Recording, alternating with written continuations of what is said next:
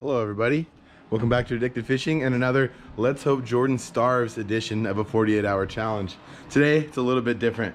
We're going right near the beach and we're gonna be fishing off the jetty and living off of that bad boy for 2 whole days. We're gonna load up the truck, everything's ready.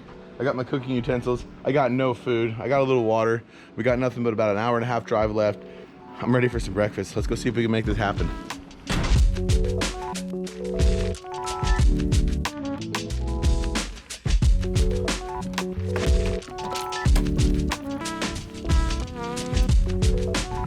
Well, ladies and gentlemen, here we are. We're a couple hours into this challenge already and I'm pretty hungry, but it smells like food out here. We just made it to the jetty. It was a couple hour drive to get here. And some of you out there probably wondering, I'm sure a lot of you know, but wondering what the heck is a jetty? And a jetty, a little bit of a history on a jetty. A jetty is a big, giant man-made structure, basically. A man-made landmass that sticks out into river channels, that sticks out into the ocean from the bays and different stuff like that. But really what it's used for is a way of like controlling shipping lanes in the channel of that outlet of whatever area that you're in, whether it be a bay or a little saltwater lagoon, the mouth of a big river like we have here. Then it kind of creates a big wave break. It creates a safe little area for you to go in and out of that ocean mouth. So it also offers a great opportunity to fish from. I'm gonna walk my way out here. I got a couple of things rigged up here. I got my 2 guide selects. I got a laser minnow. I'm gonna set up a big grub with a weedless hook. And we're gonna see if we can't get some food here. I'm getting hungry. It's about noon already. It's high tide. Everything is in place for an awesome little session.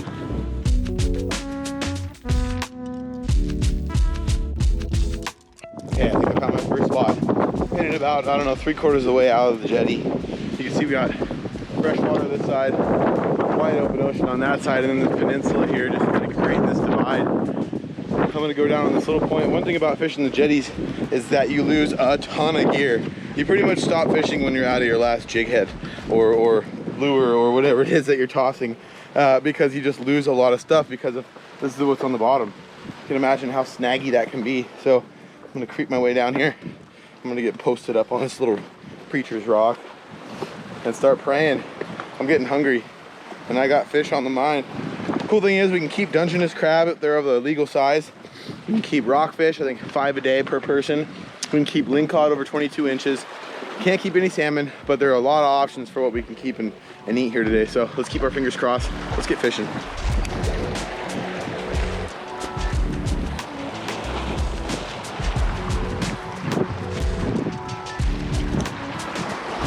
Oh, what'd I get?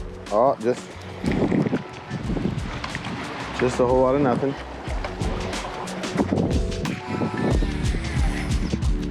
Well, so far, first spot is pretty slow. I didn't really expect to just scamper down here and all of a sudden start nailing on them, but I expected to maybe hook one. I already lost one lure. I'm kind of paying my dues here. But I'm gonna just start working my way down towards the end of the jetty. I've only ever been here one time and didn't catch a lot of fish, only caught a few. If you guys haven't already seen that first jetty fishing video, I did some really cool recipes with some white claws, so go into the links in the description and check those out. But I don't know, I'm not an experienced jetty fisherman. This is definitely a challenge. I didn't come to do something that I was really good at or knew anything about. So I'm just gonna use what I have. I only really have 2 or 3 different kinds of lures. Kind of went with the word of my friends, just kind of grabbed a couple of lures that they told me would work really good. The laser minnow that I have on is what I caught fish with here before. And so I'm just gonna start slowly working my way down the jetty, covering as much water as I can. There's a couple people around fishing, but I don't see anybody reeling anything in yet. So fingers crossed, maybe as the tide changes, we'll start to see a little more action.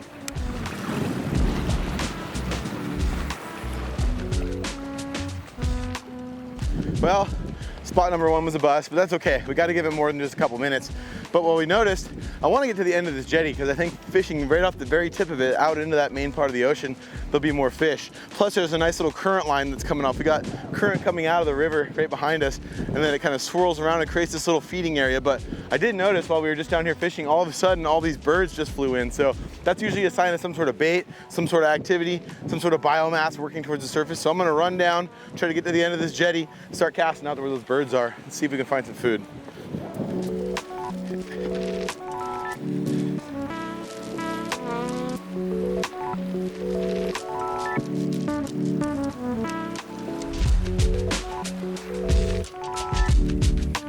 So you guys can kind of see here out in front of me, we have this big current line, this big foam line And you know, like anybody says with any kind of fishing, the foam is home, man.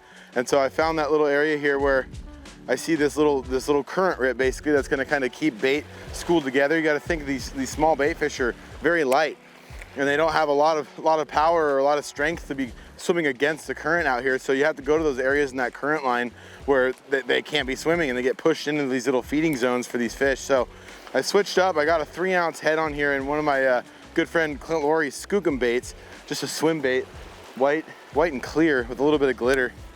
Kind of a cool one. I know my man Cameron's been out here just slaying fish on these, so let's see if we can get it done. I'm getting hungry. We got a long walk back. We got a long couple of days in general to try to find some food. So if we don't do it here, if we can't get it done off the jetty, we're gonna have to go forage. We're gonna have to go find some blackberries. Gonna have to go find some clams or some Dungeness crab somewhere, or I don't know. We gotta do something to get some food in us. It's already been about 8, 9, 10 hours since I last ate, since this morning, so fingers crossed.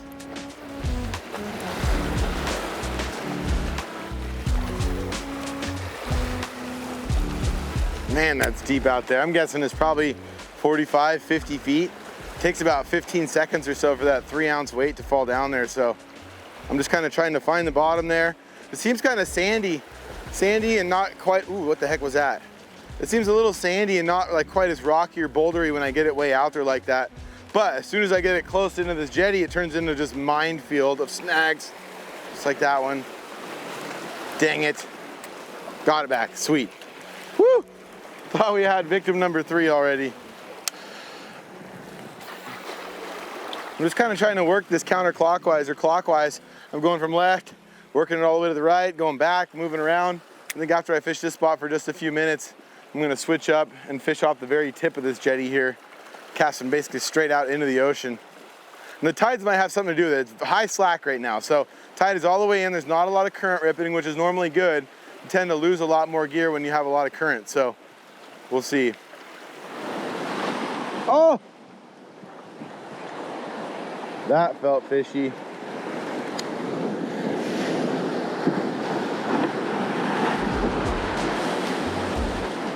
Oh, I got the cormorant! Guys, I just snagged a bird. Damn it. Well, that was eventful. I accidentally snagged a bird, guys. I cast it way out there. Luckily, he came off. Cast it out there, and as he was flying fast, flew right into my line. Snagged himself up. Lots of obstacles out there. But like I said, those birds are there for a reason, so I'm gonna keep my eye on that. The old white and clear really hasn't been working that good, so I'm gonna go over to a different color here. Start fishing something a little bit different, a little bit darker, kind of like a darker bluish gray with a little silvery in it. I don't know. Anything will help at this point. We haven't been fishing that long, but it's been long enough so far that we should have had a bite or two already.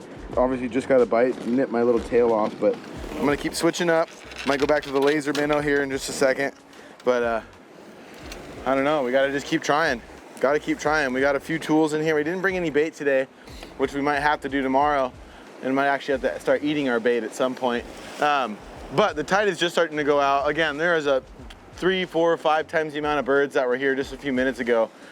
So that's only telling me one thing, and that's there's a little feeding frenzy starting to happen. So kind of just had my first bite. Let's get it back out there.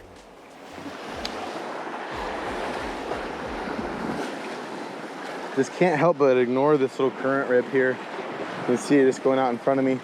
One thing I've noticed the times I have fished on the jetty anywhere is following that current rip and following that seam, like I've said already a couple times, can be so important. And this thing will like work its way around and off the point of this, and it's like that definition between the fresh and that salt water. So a lot of times I think that's obviously, look at all these birds kind of focused on it. I don't know. I'll just keep guessing things until it works, I guess. I got one. I don't know what it is yet, but I definitely got something here. Come on, get up out of there. Got one, guys, I got one. I got dinner. Okay, I don't know what it is, but it's kind of heavy. I'll make sure my drag's not too tight here. I want this thing to be able to run.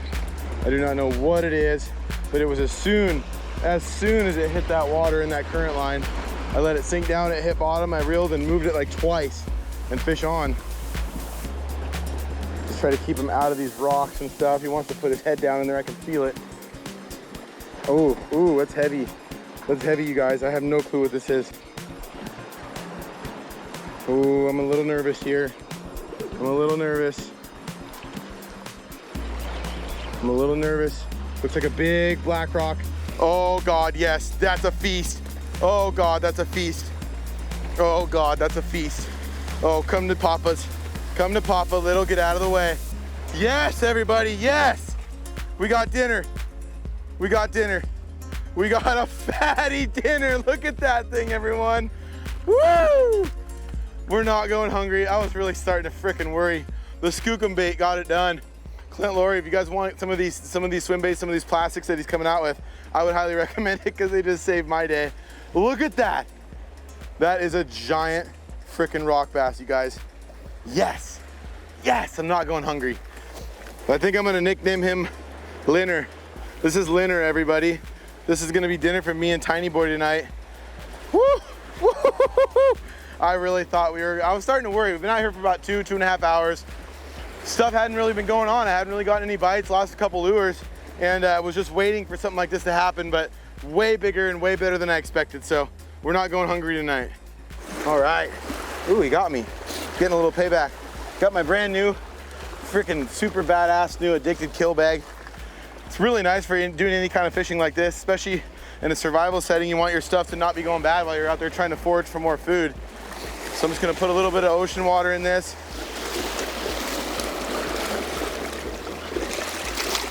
Just a little bit of water in there. Some nice cool ocean water. I'm gonna toss this bad boy in here. Woo! Thank you, Linner. Saved our lives, everyone. High five. Oh, wow, look at this. So you can see, as I was messing around with that guy, he puked up one of these little baby surf perch here. So I'm gonna hook that poor little dude right to the end of my jig. Little live bait action. See if we can't get us another one here. I am so, so grateful. So happy we just caught that thing. It's always so crazy to me how so many different species in the ocean just run off of each other's habits. They all are doing the exact same thing, and it's wild because they're all just surviving. Of course, they're all chasing food, but it's so easy at times. Just if you're any sort of a self-aware person, or you know, if you have any sort of experience with the natural world and you just watch everything how it coincides. You know, there's a current line, there's birds, there's foam, there's fish, there's jellyfish, there's all these different things that are showing you there's life in that area. And when you do pay attention to them and you focus on them and you look around and try to look for those certain indicators, you find fish and you find life. So it's a really fun experience to come out here and challenge myself to 48 hours off of surviving off of this jetty. And I definitely challenge any of you out there across the world. There's fishing like this everywhere in the world. So if you get a chance to go out and try to fend for yourself, just to say you did, take the chance, because it's a lot of fun. It kind of puts some pressure on you, but it opens your eyes a little bit more and it makes fishing a little more serious, honestly.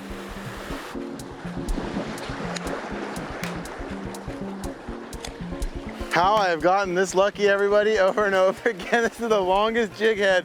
We're putting this thing on the mantle when we get home. This jig head has been a warrior. I lost 2 right off the bat. I switched over to this different style of jig, and this one has just been holding up. But I've gotten snagged 50 times, got it off every time. The fish gods are looking out for me today.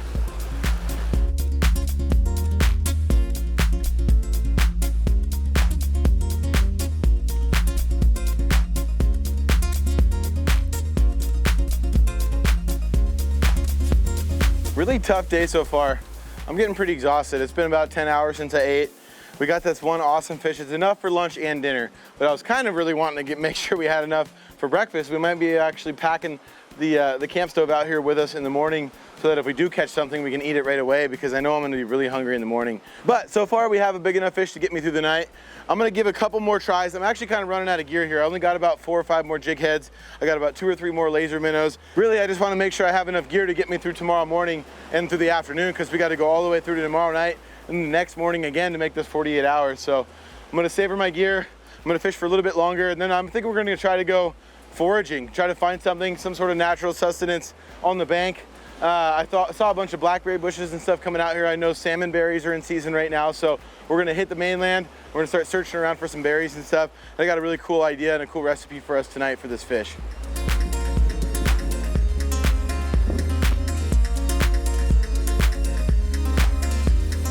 Okay, well, we found a little berry patch, but kind of worst case scenario, they're not bloomed yet.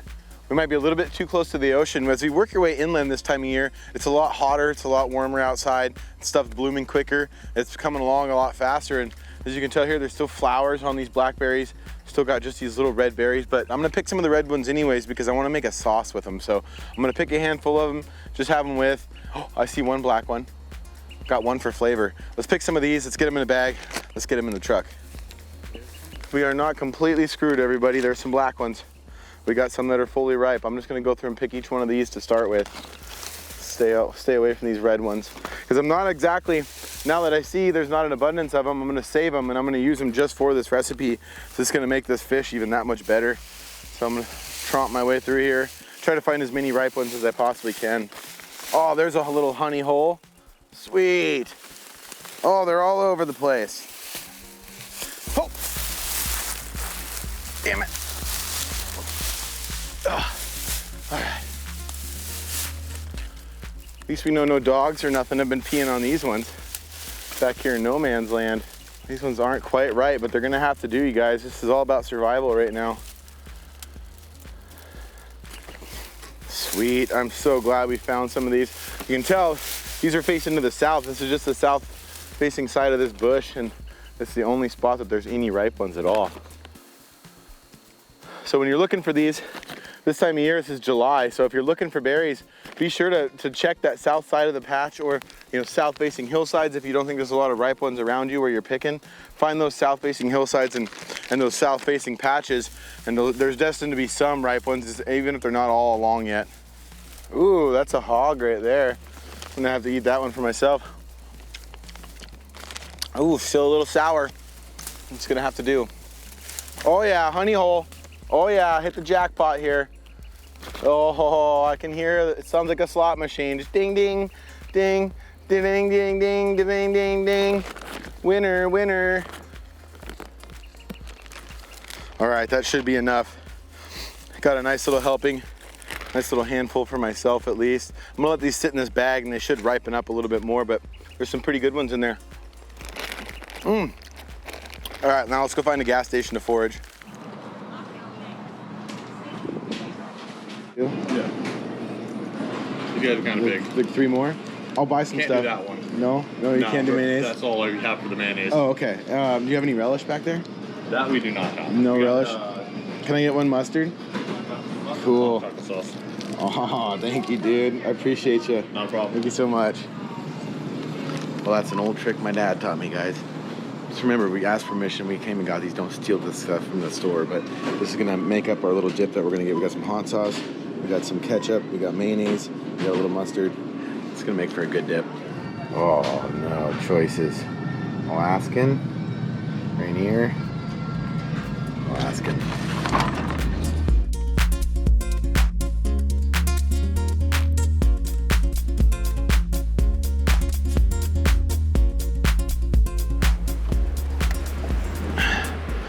All right, made it to the beach, came way down to a spot where there's nobody around. Really appreciate you guys being along with us on this journey today. It's been a lot of fun. It's a lot of hard work to get one fish, but I am ready to eat, so it's time to cook. Let's do this.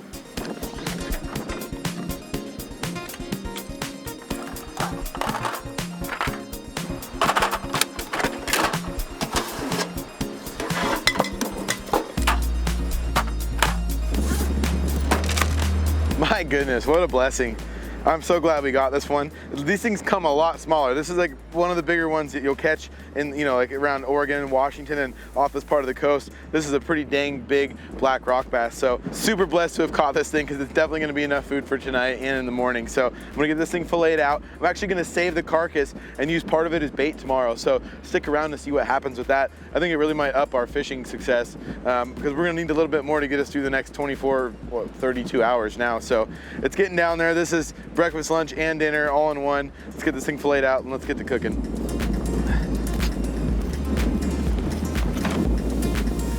Oh, that looks delicious. Yes, just what I needed in my life. These are one of my very favorite fish to eat too, I must admit. The rockfish or any kind of rock bass or yellow eye or snapper or anything like that. It's just honestly some of the best tasting white fish meat out there. You know, halibut's really good, but for some reason I really prefer these bass or cod or anything like that. They just have a lot different flavor to them, man. They just have a lot different flavor to them. They almost remind me of like a walleye or some other fish you'd catch in fresh water. So I butchered that one a little bit, but it's okay. See how I missed this little piece? This is a trick you guys can use if you do kind of mess up a fillet. Just a nice little slit right there. I'm just gonna cut that out, throw that right on the frying pan, and eat those little nibbles. And like I said, I'm gonna put this carcass away and I'm gonna use these chunks of meat up around the collar, up around the cheeks, all the stuff on the tail, cut that off tomorrow and stick it on my hook. And honestly, I think having some of that fresh bait like that will really make me catch more fish. Having a little scent, something for them to smell. Better save that too. That skin will be a good bait too. All right, so this is what we're gonna do. We're gonna do one of my very favorite recipes here today. One that I've showed you guys before, but I'm gonna do it again because it's just that kind of thing. It's gonna be my staple from here on out. And it is the old shake and bake with the 𝗛𝗘𝗟𝗣 roasted garlic and parm. This is instant mashed potatoes. So I'm gonna add a little instant man, I can't talk today. But I'm gonna put the 𝗛𝗘𝗟𝗣 But I'm gonna put the 𝗛𝗘𝗟𝗣 instant potatoes in the bag here, and I'm gonna toss the fish around it. But first I'm gonna season that fish a little bit. So I'm gonna take my normal fish seasoning that I use a lot. I like to season the fish before I put it in my breading. Let that be a note to anybody out there who wants to make a good fish and chip. Give it a good little toss with whatever seasonings you want it to have before you actually go to throw it in your batter. Don't season your batter, more or less, because it's not gonna get all over that fish, and a lot of times it'll fall off after the fact. I'm gonna go a little bit of Johnny's on here, just a little bit, don't want too much. A little bit of garlic powder.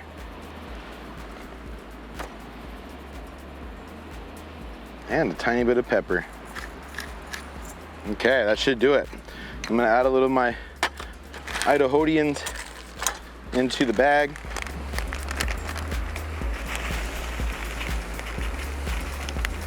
That should be enough just for that first fillet. But then before I throw this fillet in there, I'm gonna cut it in half. I'm gonna make a couple little strips here. So I'm gonna go right down the middle of the tail. That way this cooks a little bit more evenly. You'll be able to tell exactly when it's done. Go right down the center here. A couple of bones in that piece, but at least I know which one to look for. You can see that's got that nice seasoning all over it there. Let it sit there for a sec. Now we're gonna throw it in our batter.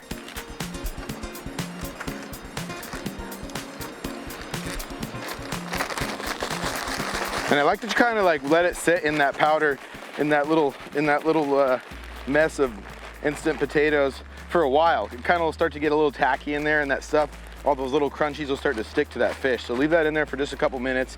So what I'm gonna do with all these packets of nonsense that I got from the store is I'm gonna make myself a little tartar sauce. So I'm gonna go a little bit of mayo, tiny bit of hot sauce, some mustard, some ketchup, mix it all together with a little roux that I make of these blackberries. I'm just gonna boil them down in the pan with a little butter, and then I'm gonna dump it into that little mess of stuff I make, whip it up, and it's gonna be a really, really good dipping sauce for this fish.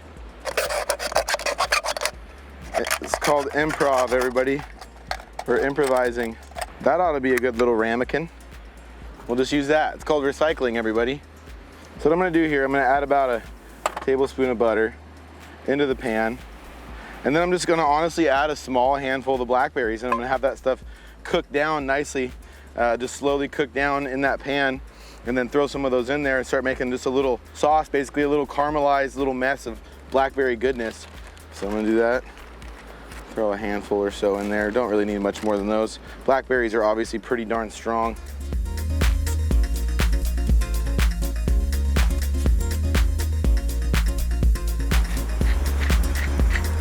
Then I'm gonna give that the old mixeroo. Already starting to look pretty good. Check that out, everyone. Sweet. Okay, wait for the final touches there. As those start to cook down, I'm just gonna start smashing them up. Look at that nice color it's getting already. See how caramely and amazing that looks? I'm gonna take just a little bit. I'm not gonna go real heavy on this. Just go a little bit for taste. Mix that in there. Oh man, that looks good already. A little blackberry marmalade tartar sauce, a la mode. Woo! Our fish should be just about ready to go. Throw about another tablespoon in there.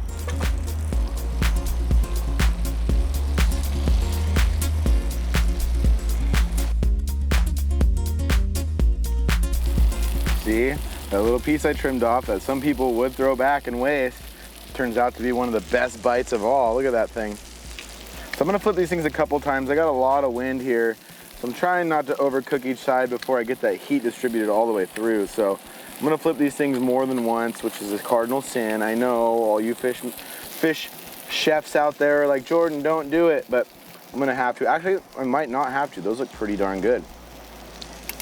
See, this is why I could never be on Survivor, everybody, or like any of those Naked and Afraid. Maybe the naked part would kind of suck for a little bit, but I'd be like, all right, well, pick me up in like another 3 weeks. Just drop me off a water purifier or something, because I'm loving it out here. These challenges are my favorite, so I'm gonna leave it up to you guys to challenge us even further here to Addicted Fishing on where you want to see us go and make these videos. Comment below, give us some locations, some areas, some drop pins. Doesn't have to be, you don't have to disclose too much. Even message the page maybe if you have an idea of somewhere that you want to take us, and try out more of these challenges. All right, first tester piece is done. I know if I try to eat that right now, it's gonna burn the heck out of me, so I'm not gonna do it. I know you all think I'm gonna do it, but I'm not gonna do it. Okay, I'm gonna do it. I'm gonna get a little dip of my sauce, a little crack of the fish. Look at that, everyone. Let's get that in the sun. Food porn, food porn. Work it, work it, work it, work it. All right.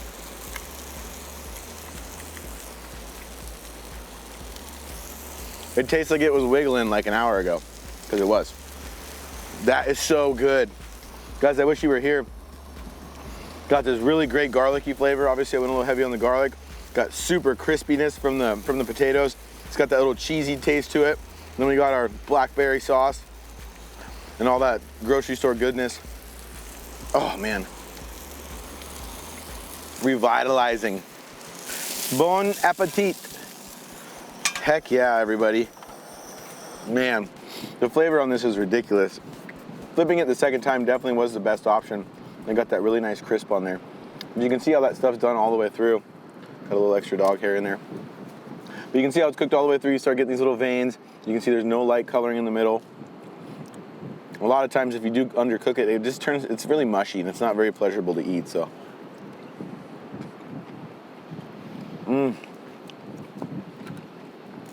I tell you what, that sauce, getting those little berries in there, it's a little burst of flavor every time you bite into one. Ooh, ooh, look at that. It's good to love your food. And I definitely love this fish. Thank you, Mr. Fish, for bringing us life one more day. I feel like that's something a lot of us out there don't do enough of, is give thanks to the animals and the fish and the different stuff we take home to eat.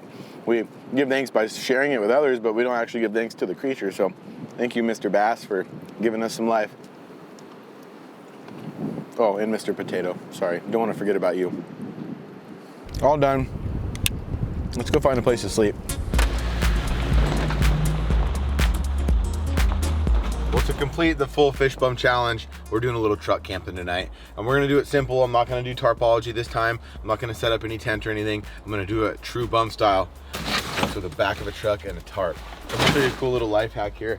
This is my favorite way to camp in the back of the truck on the fly.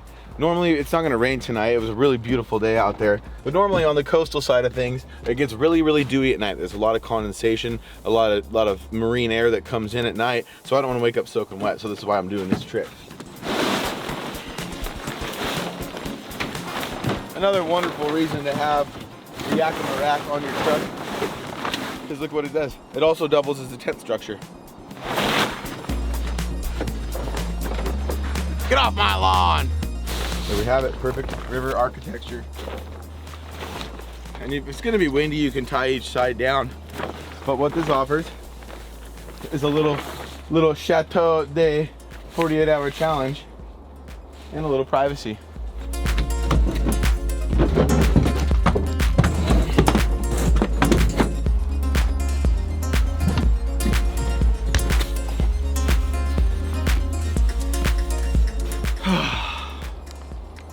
Feels like home. Night, everybody. Ow.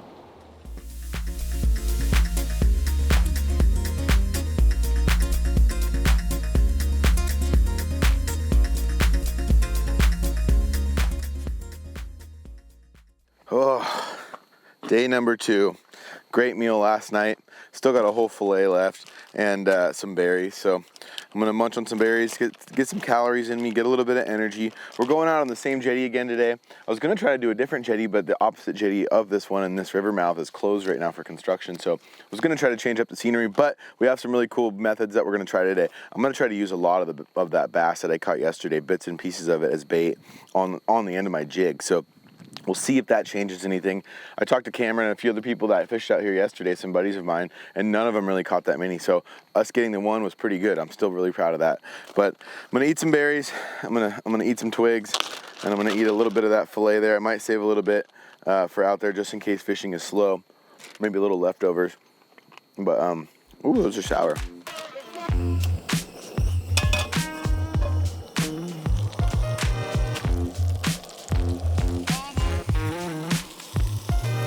All right, here comes the flip.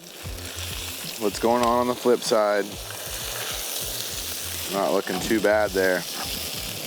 Looking at it now, I definitely think I'll save some of this for leftovers for out there on the jetty, so I have some nutrients I can keep putting in my body. It's a long walk out there. It takes about 2.5 miles to get out there to the very end. So it's a lot of work. It's a lot of hopping around on the boulders. I'm gonna need some energy today to make sure we get through the whole day. That's what we call chicken fried fish right there, breakfast style. Go with a little leftover blackberry sauce. Just what the doctor ordered this morning. Okay, well, breakfast of champions. That was just enough food. I'm feeling good again. Got a lot of energy. Let's grab our fish carcass. Let's grab our kill bag, a rod, a backpack. Let's go find some more food.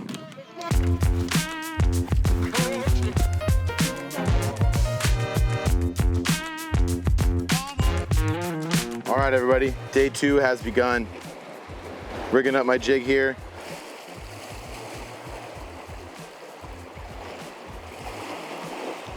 There it is. Then what I'm gonna do, I'm gonna take my piece of fish here. I kept these big rib bone pieces yesterday because I know those ribs will help me hold on to that hook really well. Maybe I'll go one more just for good measure. But it'll get it down there, give it a lot of scent. Really, it's just something for them to smell and eat. It's not gonna so much give it much presentation or help at all, other than the fact that it has some smell to it. So we're gonna keep using this throughout the day. Hopefully it gives us a little bit of an edge.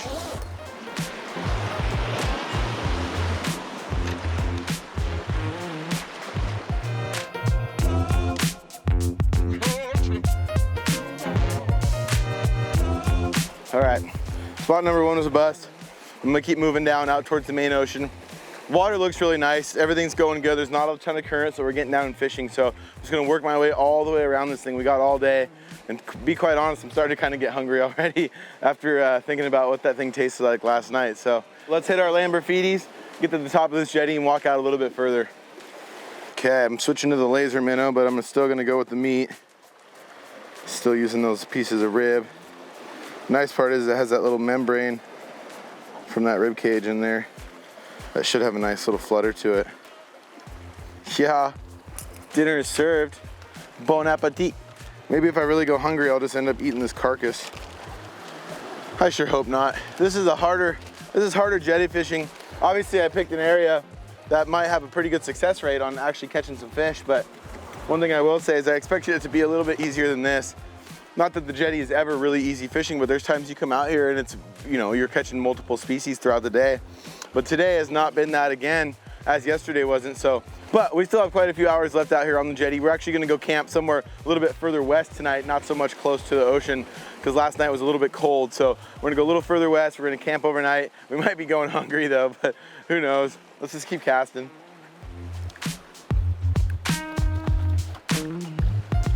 Man, just look how appetizing that looks, you guys. Looks like a big old piece of fish pizza hanging off the end of that jig, man. There's no way that doesn't work. There's no way.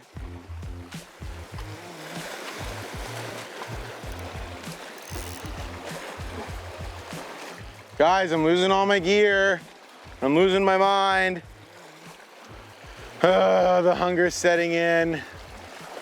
Oh, I got it back. All I had to do is complain. Woo! Thank Jesus. So there's definitely a trick to not getting your stuff snagged up bad enough to lose. As soon as you feel it snag, that's one of the biggest things here.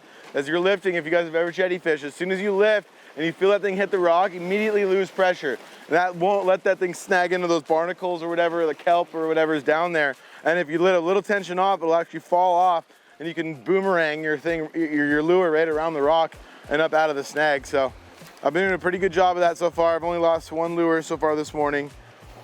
I should knock on wood now that I said that, because here comes the next loss.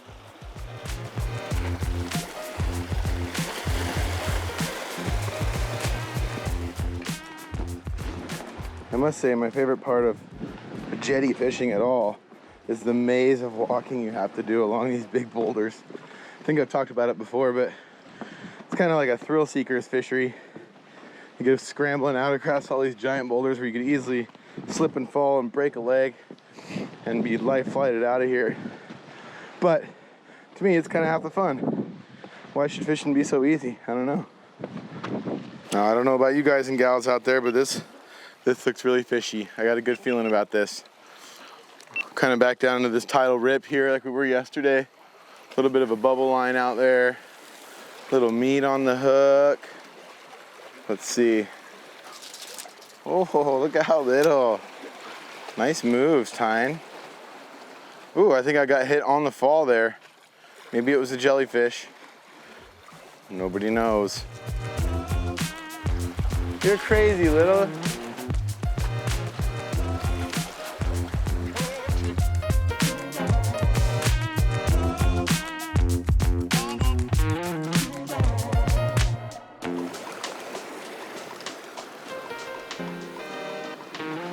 Okay, everybody. Well, I'm out of gear. I'm out of patience. There's only one thing left to do. What? Okay, so we failed. But we all failed together here. That's what's important to remember in this situation. But this might be the first 48-hour challenge that wasn't successful on YouTube, but I'm proud to have done it because you guys were here with me. But there's no way I was gonna drive home and sleep in the woods tonight and pass up some of the best fish and chips in the world here in a quaint little Oregon town. So had to stop and get some 𝗛𝗡𝗥𝗏. But obviously we'll be feeling good for the rest of the night. Got ourselves some fish and chips in our belly. Let's go find us a camp, find a place to lay our heads down for the night.